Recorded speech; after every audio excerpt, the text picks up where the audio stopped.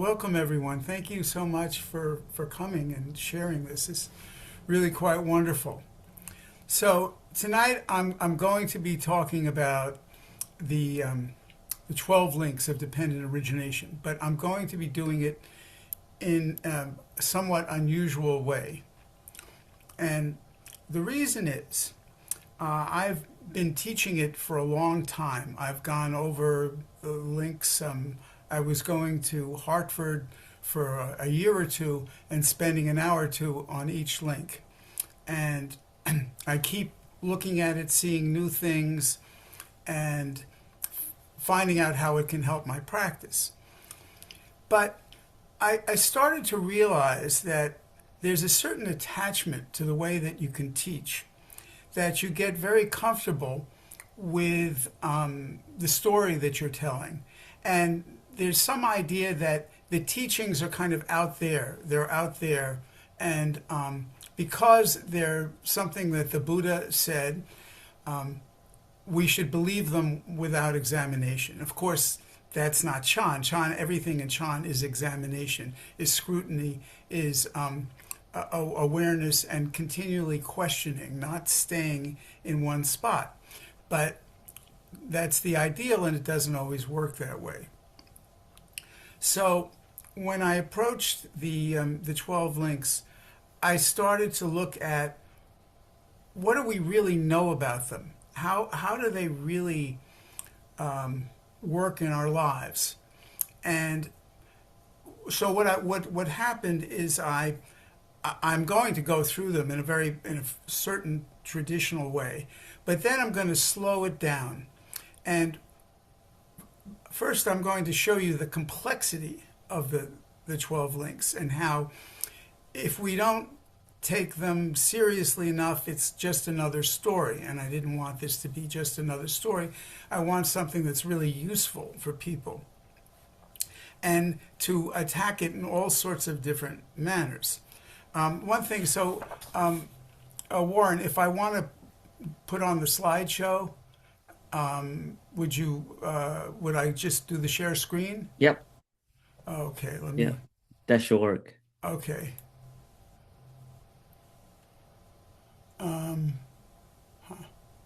Let's see where it is. Nope. Oh, here we go. Okay.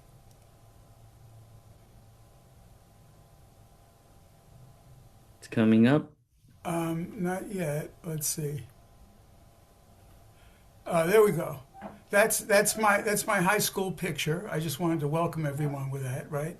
There you go. I've calmed down a little bit since then. That's why I have this message to be calm. So,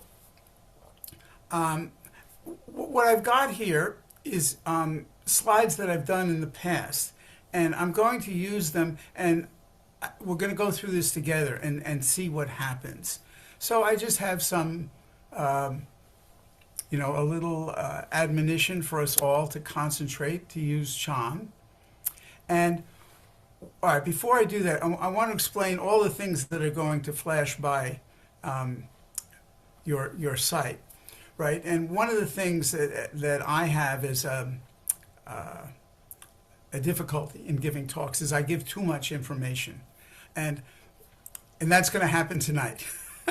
But in this particular case, I'm showing these individual teachings to show how, first of all, each one of them is rather remarkably deep. One could study them for months or years.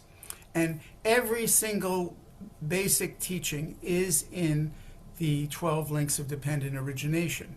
So one of the things I want to bring out is that isn't always so apparent. We kind of look at the 12 links as an independently kind of running organization, if you will. And, I started to feel a little bit like a salesman who's got a polished presentation, and I do my thing and I walk away from it. And I'm trying not to do that. I'm trying to look a little deeper. And if time permits, I'm going to go into a Hung Jer poem, to show kind of the the end process of these kind of practices that we do. And so everything that we do should be understood as a practice. And what I'm really trying to navigate around and avoid is coming up with ideas and concepts that you and me can latch onto. That's why I'm trying to be calm. So concentrating. All right, so the first thing, of course, if you ask yourself, what is the measure or the signal that says you really are on the path of Buddhism? It's believing in or examining the three marks of existence.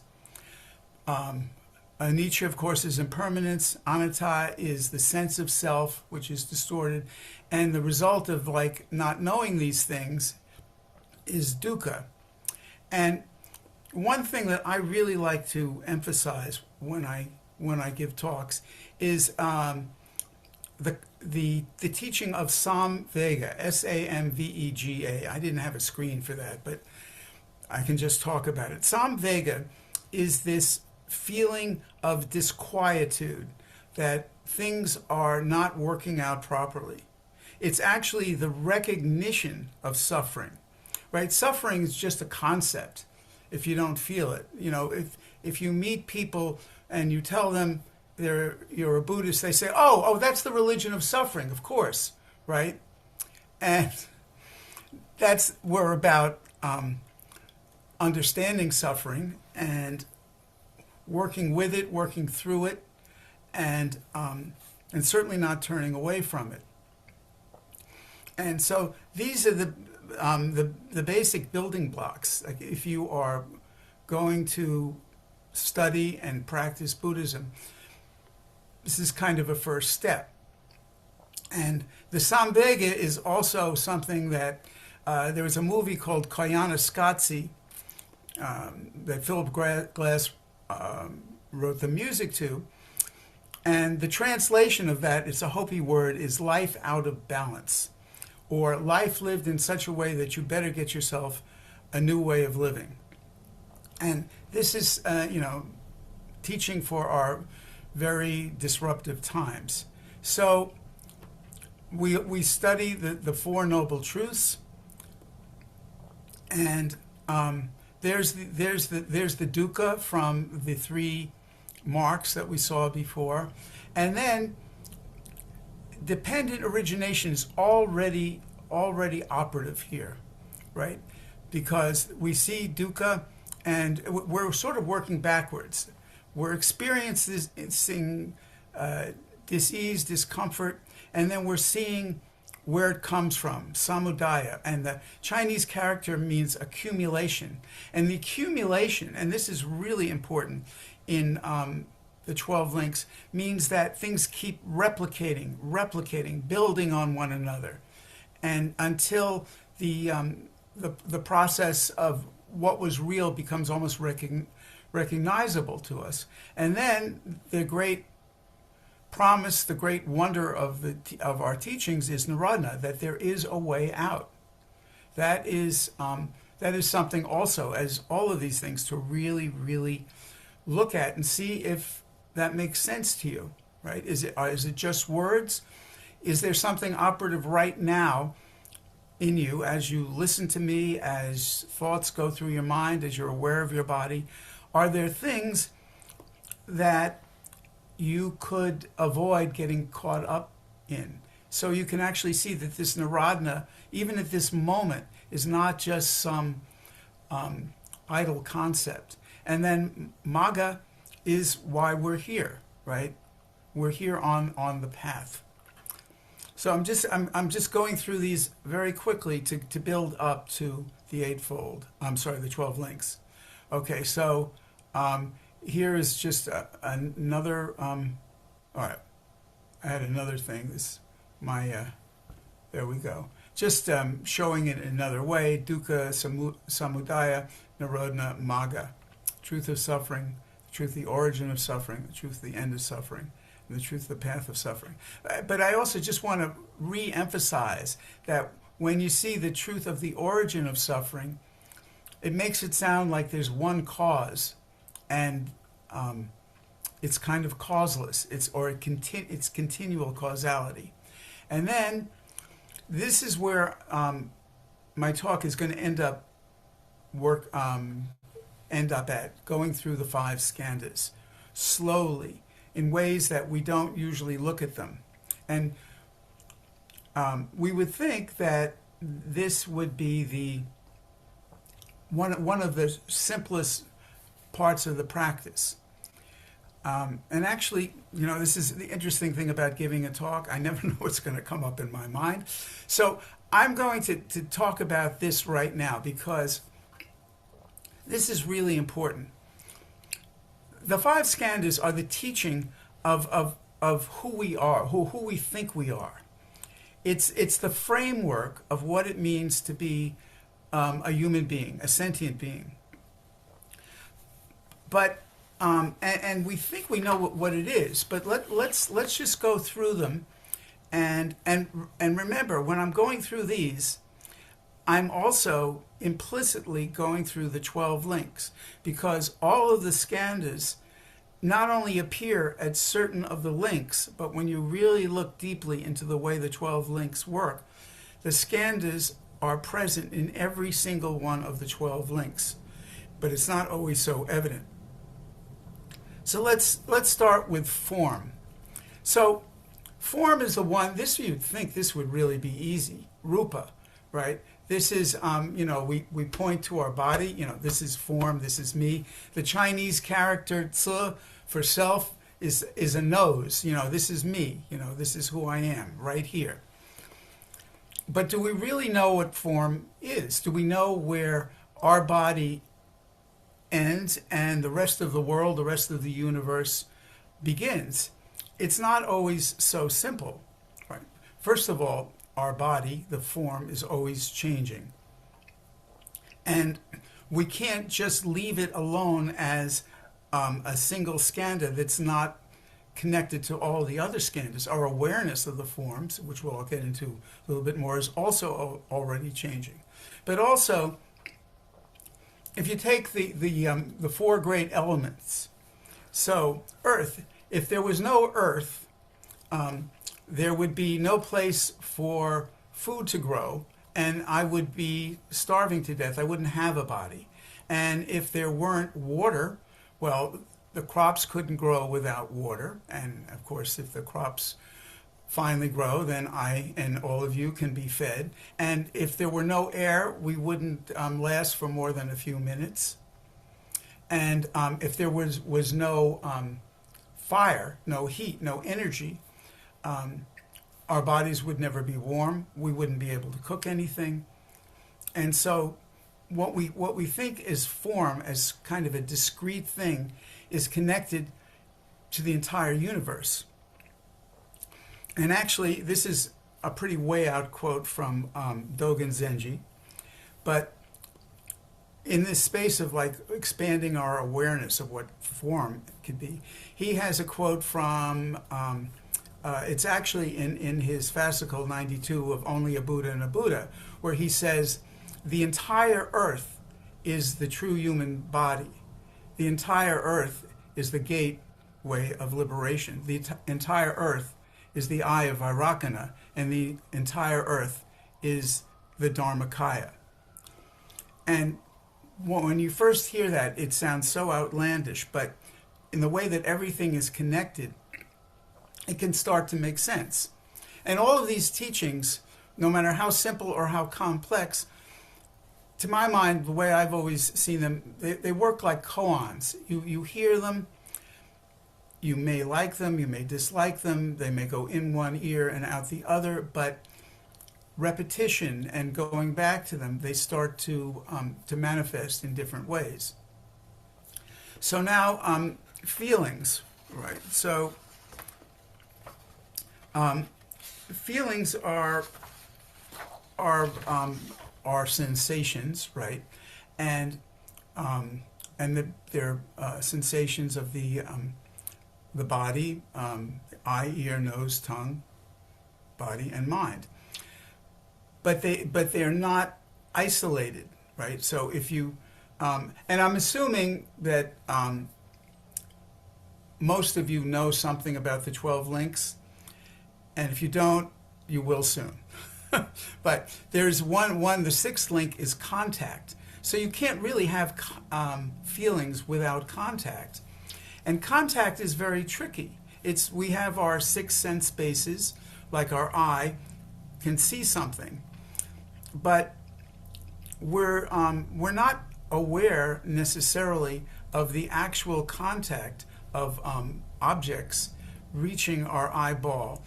Something has to arise, an image or a sensation in the eye. So there's an unconscious element behind feelings. And one thing that's really important to understand about feelings, we talk about when a feeling arises, it generates either pleasure, displeasure, or neutrality. And that neutrality is kind of something that we gloss over. But the neutrality is really associated with ignorance, right?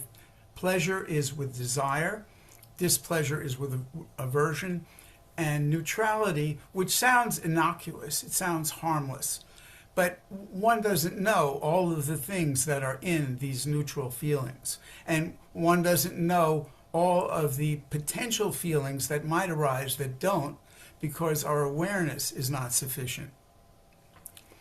And then, so once again, feelings are much more dynamic, totally connected to all of the other skandhas. And then perception, that's recognizing something and seeing an apple and having that image come into your mind, that concept. And actually, the teachings say that with appearance, almost automatically, name comes up. That comes in the Lankavatara Sutra. So, oops, sorry. Oh, I hit a button. So, this is, boy, you didn't know you were going to get the teachings this quickly, right? There we go. And let's see.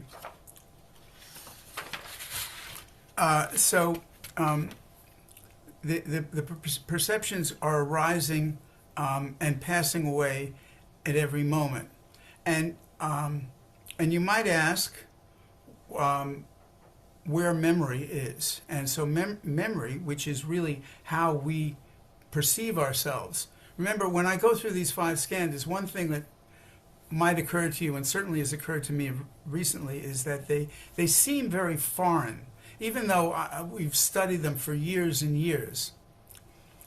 And actually, I'll digress in a way to show how foreign they are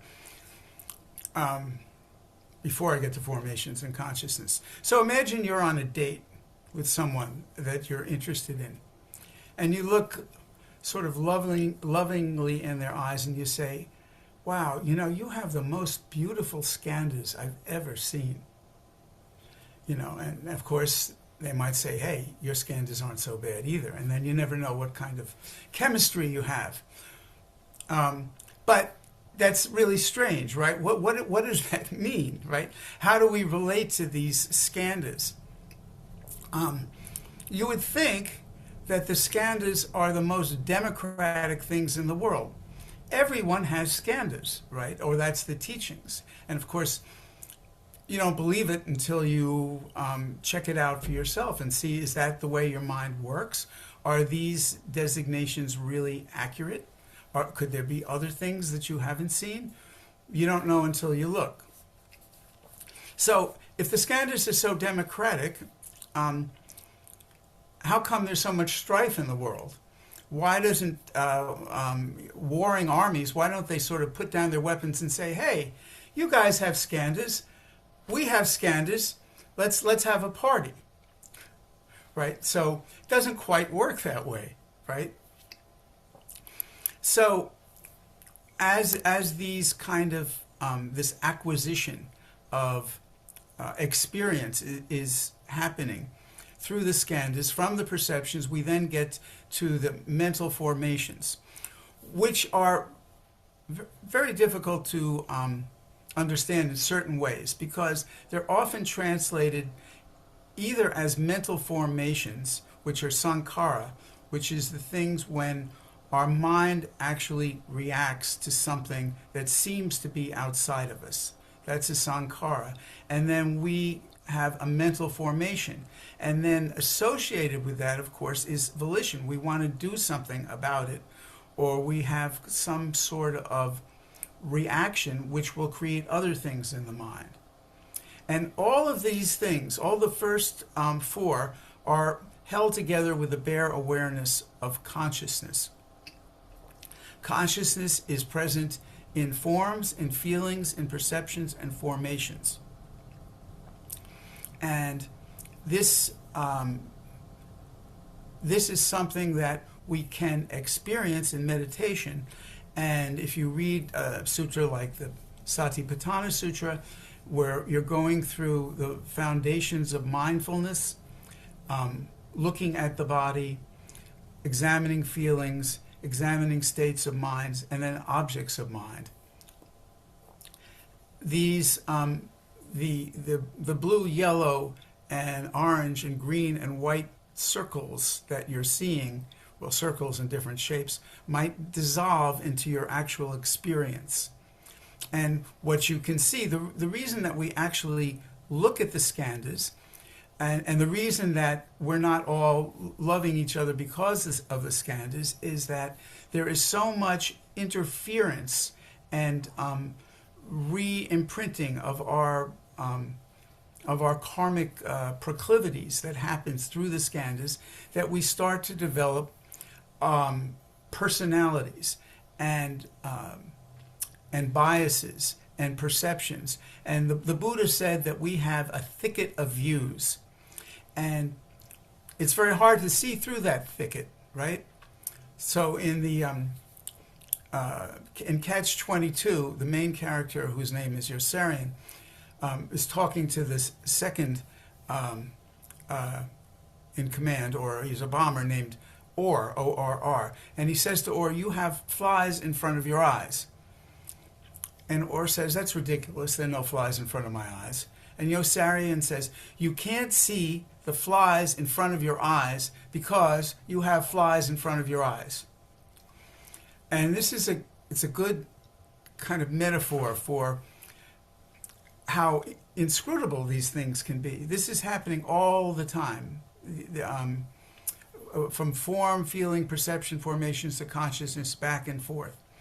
So this is like a little mini dependent origination, if you will. Okay, so now, my mouse has a mind of its own. But there we go. So 6 sense bases. Also, this is one part of the 12 links. And so eye, ear, nose, tongue, body, and mind over there on the right. This is how we interact with the external world. And that external world even goes to having a tummy ache or a headache or whatever, because we think that we're over here, and the ache, even if it's inside of us, is something else, and it's something that we don't like. So it seems dualistic to us. And so this is, also in, especially in the Theravadan tradition, when they do a meditation on the 6 sense bases, they see the eye and its object, and the ear and its object, which is sound, and nose, tongue, and body. And they see when desire arises, when conditioning is about to take hold. And once again, the reason I'm doing this, taking the 12 links and breaking them out piecemeal, is so you can see the complexity that's in any one of these, any one of the links. And when I go over and I do a very quick way of going through all the links, it's very neat and understandable, but once again, it hides a lot of the complexity that's within them. And let me see if I can move with that. Okay. Now, this I want to spend a little bit of time on because this is very important. I've talked about the 5 skandhas, but there is an understanding and that you can't even see the 5 skandhas. You can't understand them because of the 5 hindrances. So there's sexual desire, and you see his thoughts are censored. There's ill will, he's angry. There's sloth and torpor. He's got cobwebs that have grown on him because he's so sleepy. And there's restlessness and remorse. By the way, the Pali word for restlessness is kukuka. And so if things are just driving you cuckoo, it's a very onomatopoetic word. And then doubt. So cutting through these is quite a task.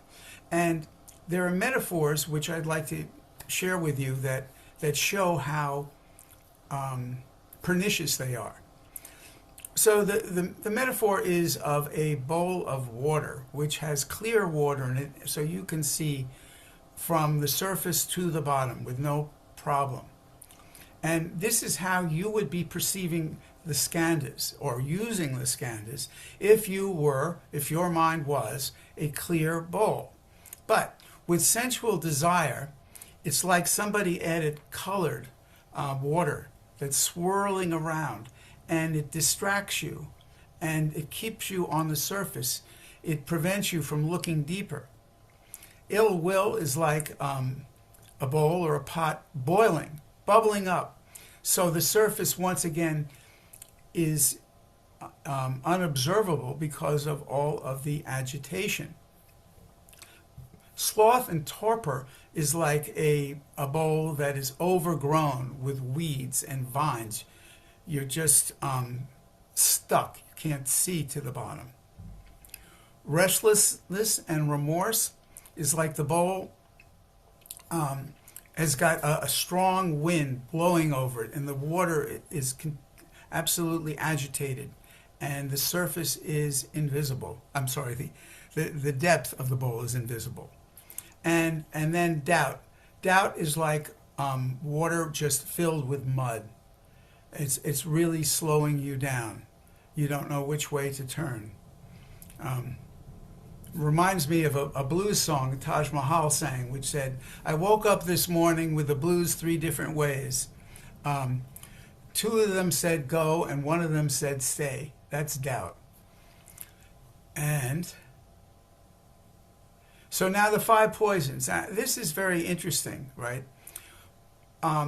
And of course, we usually know greed, hatred, and ignorance, right? But I wanted to contrast the 5 poisons with the 5 hindrances, right? So we have desire and aversion. That's certainly a hindrance, right? But rather than sloth and torpor and restlessness and doubt, we've got attachment, egoism, and ignorance. What's interesting about this is that everybody has the 5 poisons. I mean, at least starting out. And you really wouldn't know it unless you practice. And there's nothing to hinder you because you're making no effort. You only have a hindrance when you're making an effort. But the 5 poisons is a picture of the way our mind is beset by desire, aversion, ignorance, conceit, or egoism, and attachment is sometimes envy. We're attached to things that other people have. And of course, that kind of attachment is going to make you want to take that which is not freely given. And so the precepts are always in danger with these 5 poisons. These are the instigators of breaking all the 5 poisons. So they really should be looked at carefully and respected and understood deeply, right? So once again, I'm dealing with things on a screen and they're labels, but everything that I'm talking about is in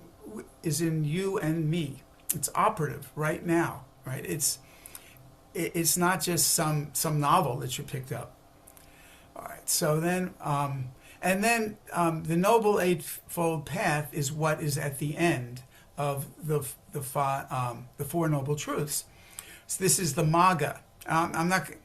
It's a little too much to go through right now, but I just think most people know what the Eightfold Path is.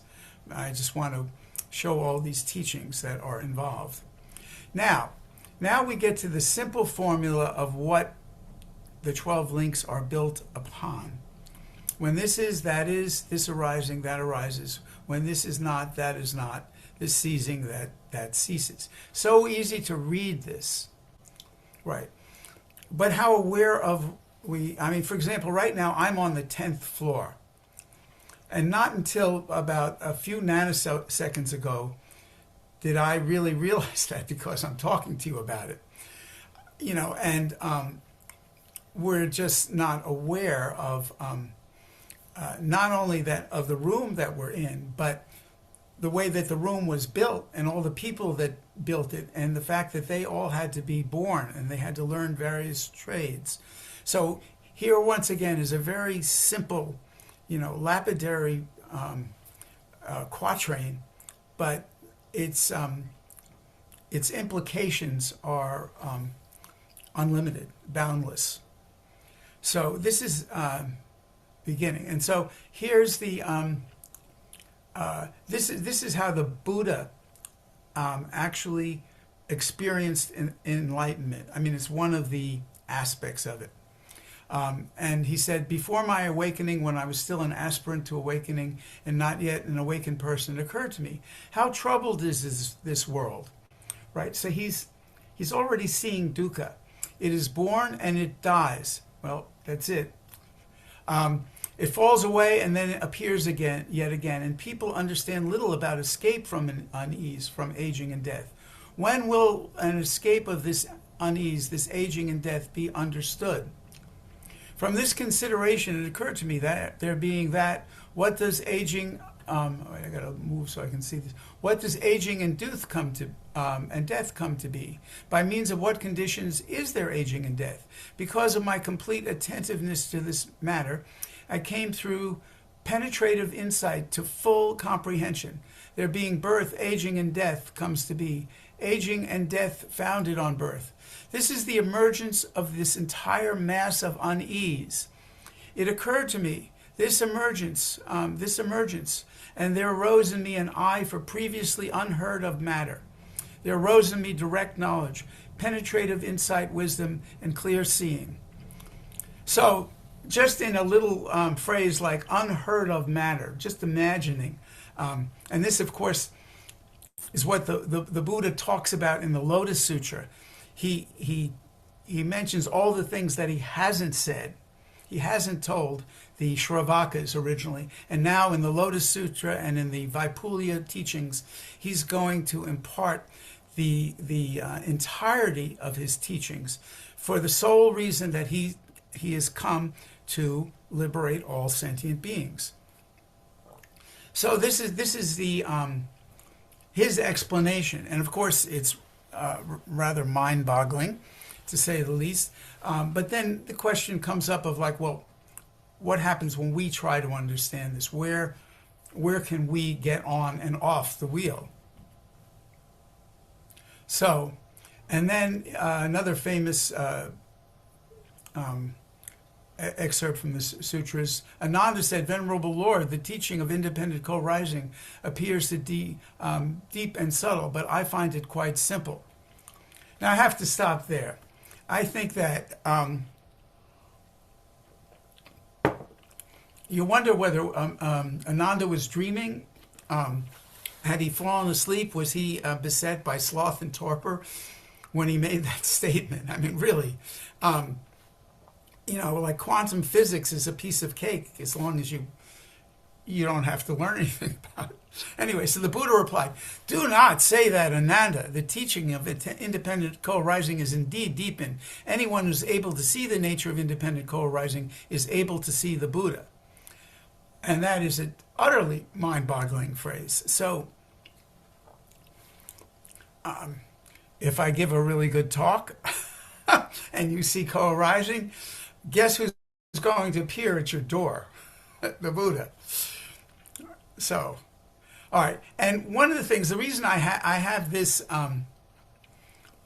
just to show causes and conditions, how pervasive they are.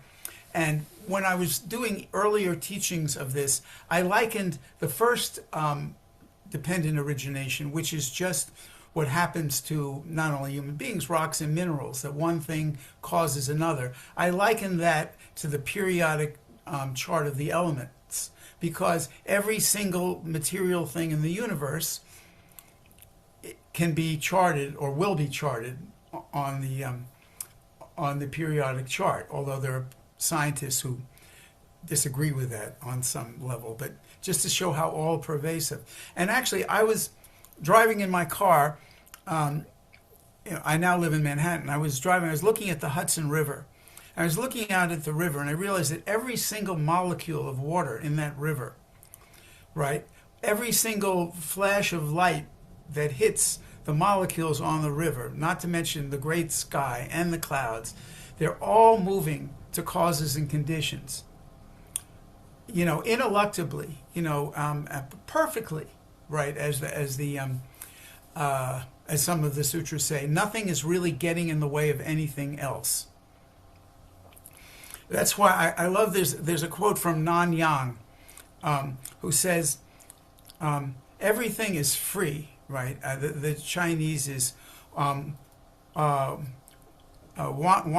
fa chuen xian. Everything is at ease, or ci now, but we give ourselves all sorts of problems.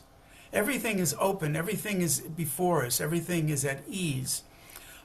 Yet, for some reason, well, for very understandable reasons, of course,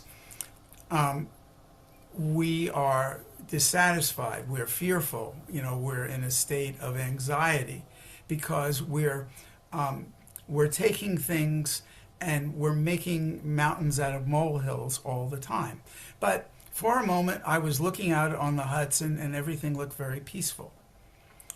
And this chart, of course, just shows all the things that have to happen for a plant to grow. And, I went, well, it doesn't matter. I mean, there we go. And so, for anyone who hasn't seen these teachings, this is what the 12 links of dependent origination are. Ignorance, that's an old blind person groping his way with a cane. And in this talk, I'm not going to say a lot about ignorance, other than to say, as I began this talk, I said that I had a certain problem with the way that I had been teaching and things that had come up with me, and that I was too readily just looking at this list of things and saying, yep, sure, absolutely, without really deeply understanding them. So I actually did kind of a thought experiment. You take someone who's never seen these and you blindfold them, which is be sort of apropos with ignorance, and you say, well, I've told you what dependent origination, this occurs because of that, but now I want you to adapt that to the human condition. So I'm blindfolding you. Here's ignorance. You tell me what's the next link on it, right? One in 10 million people would be able to say, all right, ignorant. And of course, ignorance is like, what does that mean?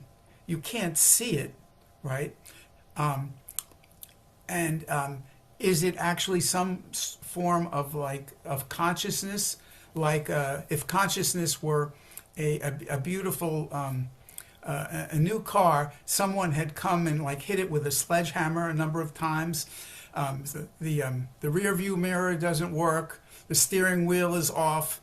The gas pedal doesn't work. I mean, it's all just not working properly. Everything is being distorted. And we can't see it because we have flies in front of our eyes, right? That's the amazing thing about ignorance. And and I'll go through this a little bit more, but um, we get caught in, like I said, just the labels. And then, just to go from another angle, remember we um, just read what the Buddha said in the way that he discovered conditioned arising in the 12 links. He went backwards, right? So one thing I also want to make a point about the 12 links. All the Four Noble Truths are here in these 12 links. They're just not so apparent. I mean, usually people say the 12 links of dependent origin is an exact schematic of the second noble truth, the arising of suffering. That's what this is. But it's also about the liberation from suffering.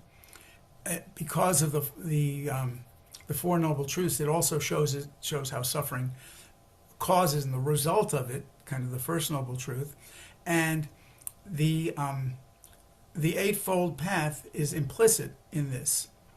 But so let's get back to, so the Buddha was starting with old age and death, and then he said, well, you wouldn't get old and die if you weren't born, right? So as one comedian said, you know, if your parents didn't have any children, chances are you won't either, right? That really works logically. So when I first, you know, in my many attempts to teach this, I got very excited. Oh, right. Wow, that's a no-brainer, right? If you're not born, you can't die. So birth has to precede old age and death. Then it gets a little bit harder, becoming, right? Which, you know, another translation of that could be evolving. And then, you know, how clear are you about what is evolving, how it's evolved, and how did it come from grasping? And then when you start to go backwards, if you're an ordinary sentient being, it gets a little murky, right? So I just want to show how, even though we've got these things pasted up on the screen and they look just wonderful, they take a certain amount of effort, quite a bit of effort, to really experience them in this manner, to experience your life, to see this going through your life, and I will get to that. But so now just to go through them with the pictures from the Wheel of Life. So a blind person's groping his way with a cane is how you're coming into the world in a way. You're already coming in with prejudices that you don't even know about. You're coming in with physical abilities and physical infirmities and mental abilities and mental difficulties right from the beginning. And of course, there's your environment, your family, conditioning, the cultural and political atmosphere. All of these things are ways that you, as Alan Watts said, you're not born into the world, you come out of the world. So then karmic formations, that's the mental,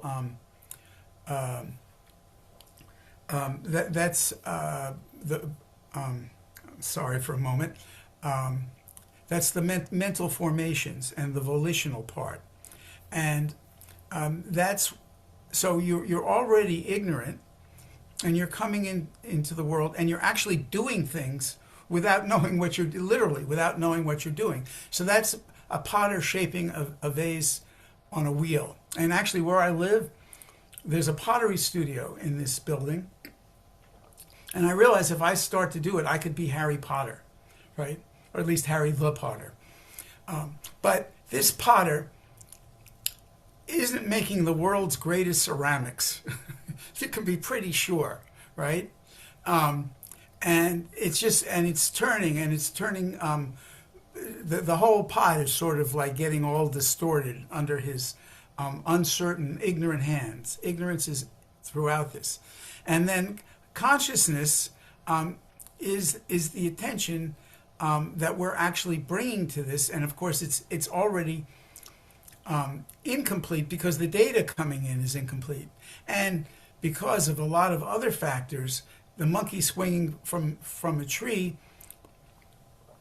we're so unclear about all the things that are going on in our mind. We're like all of those five hindrances in various different ways. Our mind, the surface of our mind is being agitated all the time, and that's consciousness. And then because of this sense of duality and of the idea that we have to have concepts, then we're sort of divaricated, we're divided, right, into name and form. And there's just a little symbol of a person on a boat. So the person is the name and the boat is the form. And so that's when the five skandhas are sort of making up our original perceptions and our feeling perceptions, mental formations, consciousness. And then we wish we had things from the outside world. We feel we're cut off. And we want to know, but we want to know in a very narrow way. And so that's a house with 5 windows and a door. And I guess the door could be the mind. So that's, and it's represented by an empty house in the picture. So our minds are not functioning very well. Now it starts to begin. This number 6 is where there's kind of a crossover from the unconscious to the conscious. Both are present, right? And I remember Master Sheng Yen once being asked about the unconscious. And of course, the person who was asking him was asking in a Western Freudian sense. And Master Sheng Yen said, "I don't believe in it." That just boggled my mind. Sherfu said, "I'm sure there are thoughts that you don't think very often, but no unconscious." But for most of us, there sort of is an unconscious. Now, the sensation is very interesting. Why would it be a person with an arrow in their eye? Well, for one thing, there's the eye which is blinded, right, harkens back to the ignorance. Ignorance is present in every one of these 12 links. So, and in the sutras, objects of our sense organs are often called defiling objects, and they're causing defiling, not because they are in and of themselves defiled, but we are looking at them as objects outside of ourselves. And no sooner do we see or hear or feel or taste or touch an object, that what we are left with is not the actual view of the object. We're left with our mental formation of it. And that's what we're walking around with all the time. It's our picture of the world.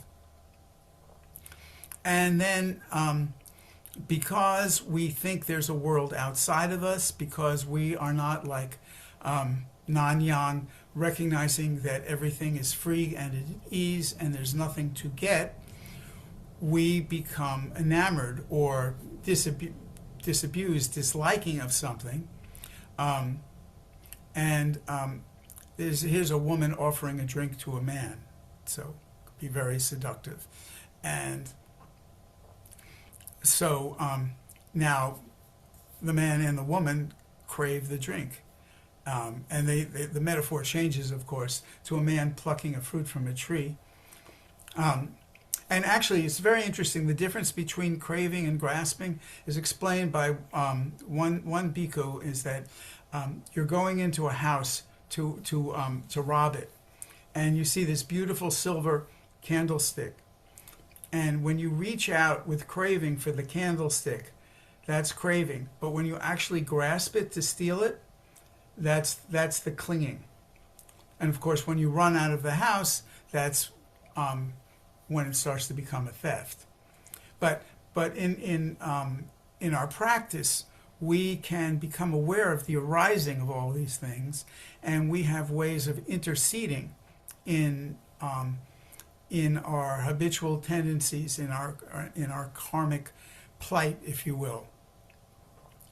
And then, as I said, the becoming with the candlestick, the becoming was a theft, and of course, here it's showing a couple making love, which of course is how you make a baby, and then the baby emerges with birth, and boy, he didn't live long, or she didn't live long. Next thing you know, they're dead.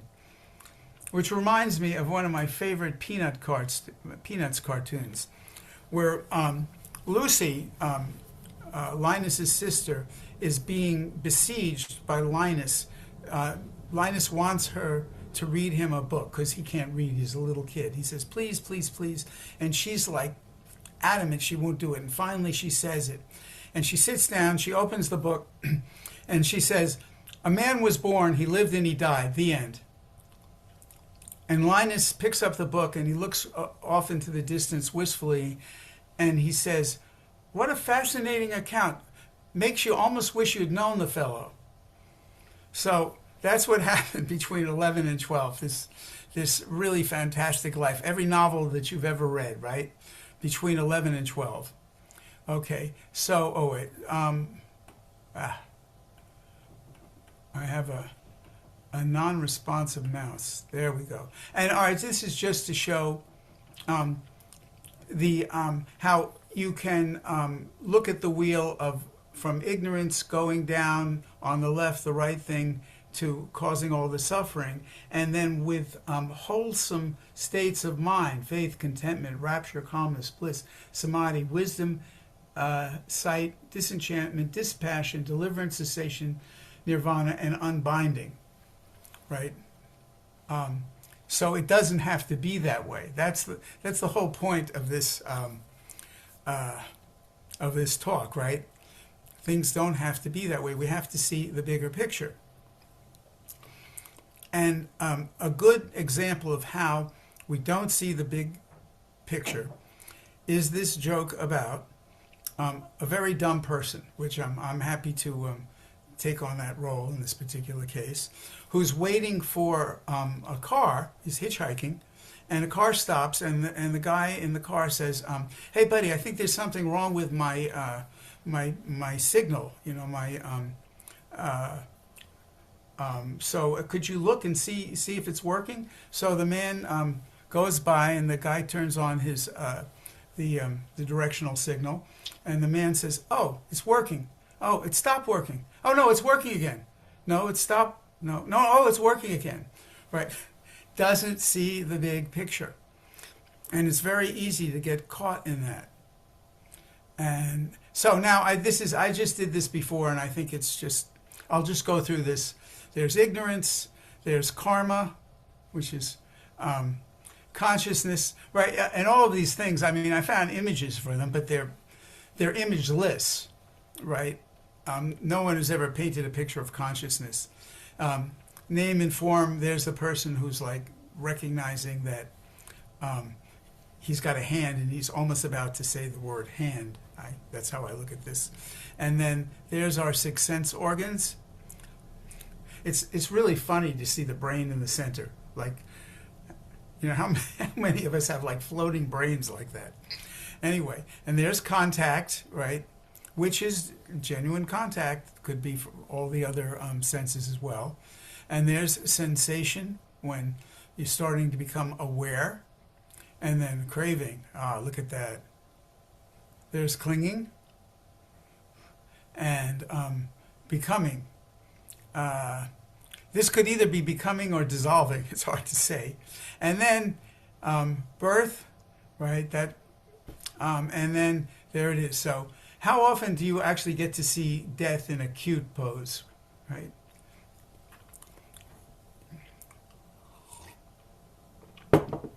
So, so here now is a whoops. Here is a little scenario of how the 12 links actually work in a practical form, right? You're walking down the street, and somebody looks at you, right? And you don't see, and you think they're frowning, right? And you know, once again, you don't know if they ate something that's disagreeing with them, or they're listening to the radio and they're hearing some report that is disturbing them, but you see a frown. So you don't see clearly that the frown might have nothing to do with you. So then you have a habit of self-centered thinking. People don't like me, right? And I know it, and look, this proves it, right? So you keep replicating this thing. And then conscious awareness, they frowned at me, right? This is, they had nothing better to do than to destroy my whole day by frowning at me. And then name and form. So your body tightens and your mind creates the story, I am disliked. And then the sixth sense spaces. So your eye sees the face and your mind interprets. You might even take a second look of like, was that really a frown? Was it really at me? Or are you already hooked, with your karmic entanglement? And so then contact, then eye plus face plus awareness plus perception of a frown. And this is happening. I often think when you present something like this, you should show a slow motion film of someone sort of like moving like this. But it's not like this. It's like that. That's how these 12 links work. And then so an unpleasant feeling arises. Oh, let's see. You're craving. You want what's. You want that. You want that unpleasant thing to go away. And of course, in the slideshow, it's not going to show up. And then that becomes becoming of your bad day, and that arises, and that's like a thing that engulfs your mind, and then that fades away. But the thing about it, the thing that is so important, is that in this particular case, you didn't learn anything. So it really did. So it's going to happen again and again and again. And in some of the teachings, we talk about this, the 4 stages of karmic imprinting, which is what this is about. Things coming into your mind and staying there. So the frown comes in, it's imprinted, and then it matures, right? Other factors in your life sort of come together with people dislike me. Maybe I'm having a bad day. I'm going to look for other frowns in the neighborhood, whatever that is. And then something actually triggers it. Someone actually frowns at you, or you read something in the newspaper or hear something that triggers you. And then it outwells. You react to that trigger, the trigger of seeing something. And then it gets re-imprinted. And that's what this whole cycle is all about. Sorry that this thing didn't come through on the screen. All right, so now here, this is a diagram by Judson Brewer, who runs a clinic for addiction in the University of Massachusetts, and he is a Buddhist, and he has adopted the 12 links into something that works directly for addiction, about how the mind sees things as unpleasant or pleasant, and there's craving. So in this case, the unpleasant could be cigarette smoke, right? But in the pleasant one, you crave it because that's what's happening. And that becomes self-identity. It also replicates your physiological need and your mental need for the smoking. It gives you a certain pleasure. It also distracts you from something that might be bothering you, and then that becomes part of memory, right? And then it goes back, and it's in this cycle. And then and it just says in the diagram that the cue trigger is sight, smell, thought. I think it says emotion and body sensation. A little hard to read. So this is very, very practical, and that's another thing I would like to emphasize in the talk. This is not once again, this is not abstruse philosophy. This is our life. This is what's happening, and what we want to do is to not be caught up in this. And the more we look at it, the more we contemplate and see, is it true? And if it is true, is it happening? And if it is happening, are there ways that I can deal with it? And then we get into, of course, the Four Noble Exertions. We try to not indulge negative thoughts, and we try to keep them away. That's the second one. And then we try to encourage wholesome thoughts, like saving all sentient beings or being nice to your neighbor, and then encouraging that state of mind to persist. That's how we work with all of these things. And then I have this, I'm sure nobody expected this, right? What occurred to me, once again, having taught it, is I would do this in a very slow, lugubrious way. Chapter 1, ignorance, plod, plod, plod, plod. Chapter 2, karmic formations, plod, plod, plod. But what it really is like this propeller on the motorboat. And that the turbulence from that propeller, that's the suffering, right? That's us not dealing with the world as we might. And let's see.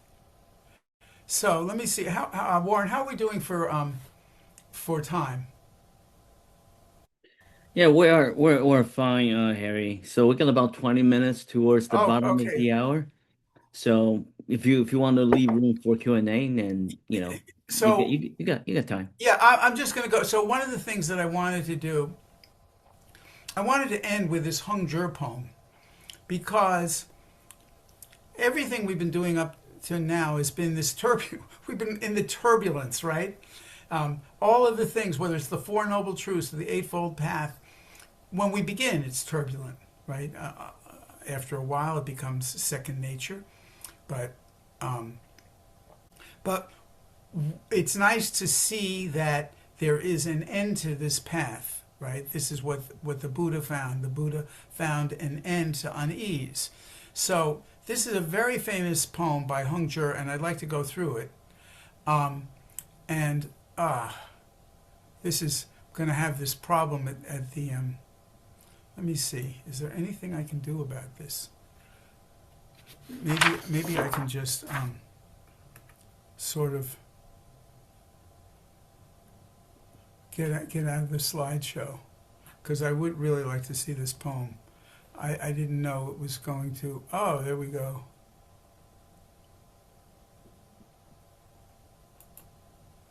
All right, but this one, good.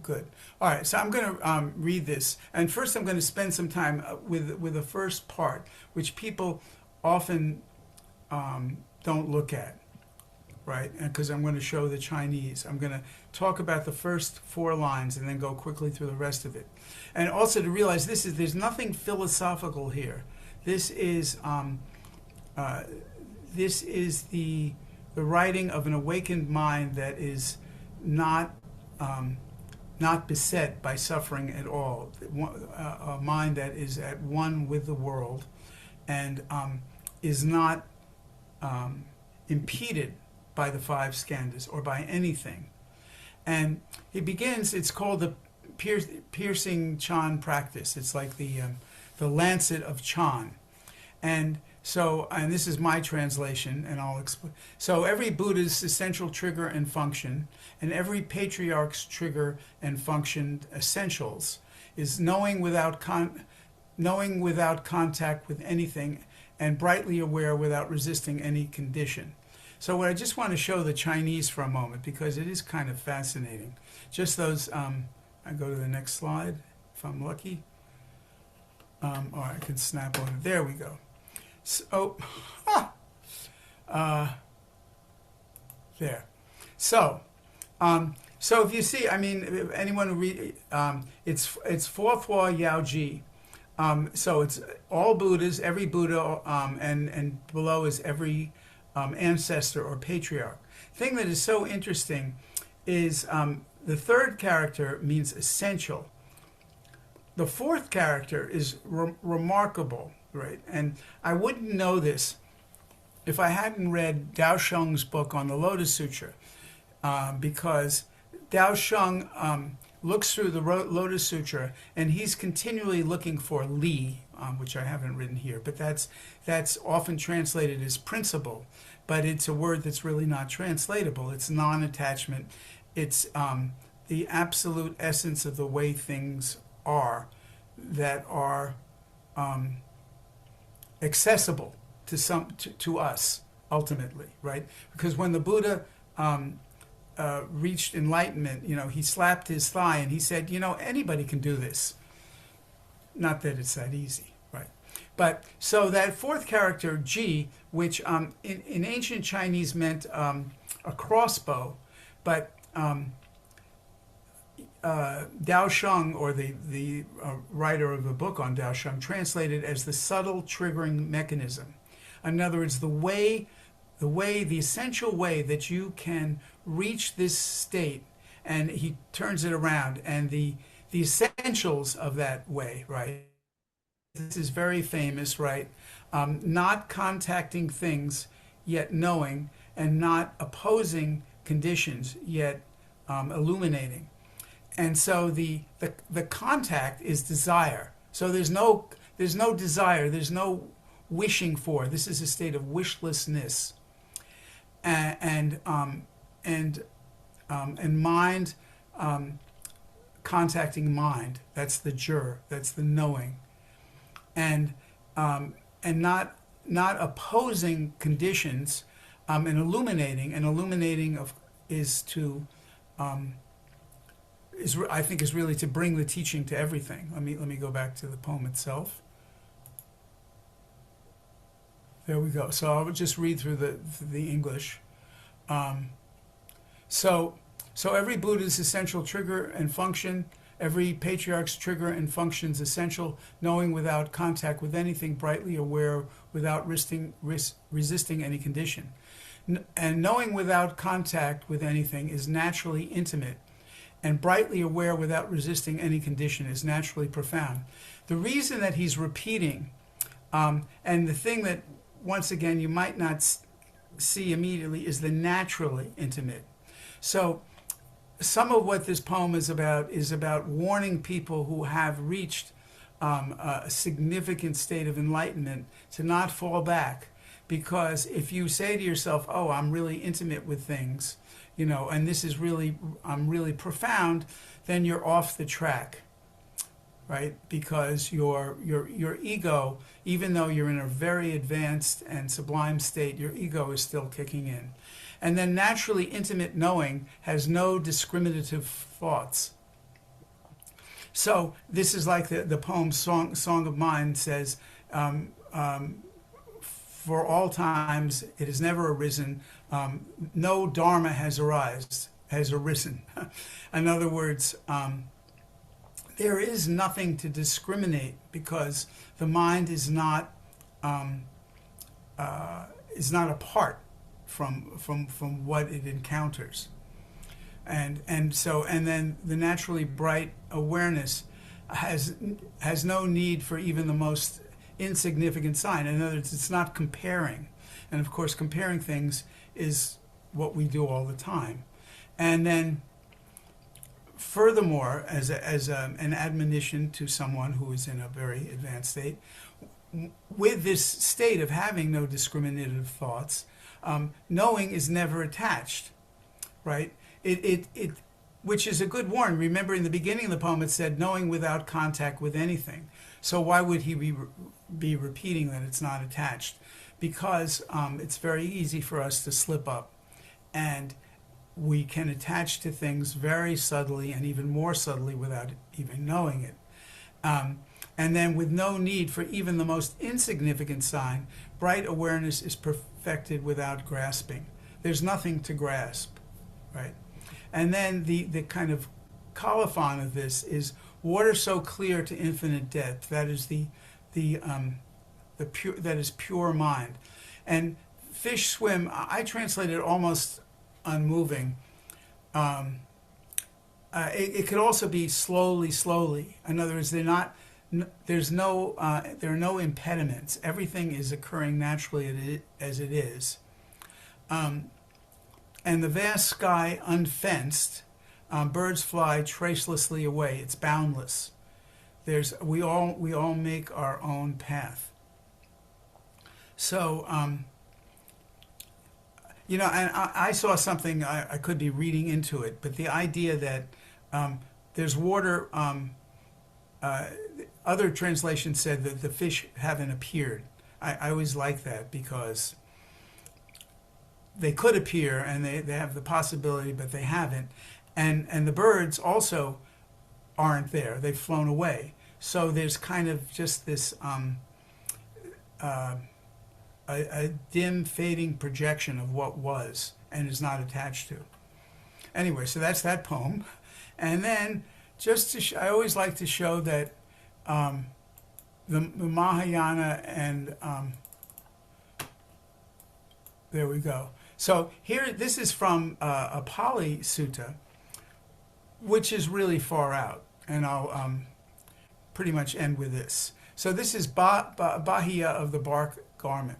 This monk was a non-Buddhist ascetic who once approached the Buddha for instructions while the latter was collecting alms food. Still out on the roads of the city, the Buddha gave him a short instruction concerned with cognitive training, with the result that he immediately gained full awakening. The Buddha's cryptic instruction was, oh, there's a typo there. Oh, look, I changed reality. Okay, so when in the seen will be only what is seen, in the heard only what is heard, in the sensed only what is sensed, in the known only what is known. You will not be by that.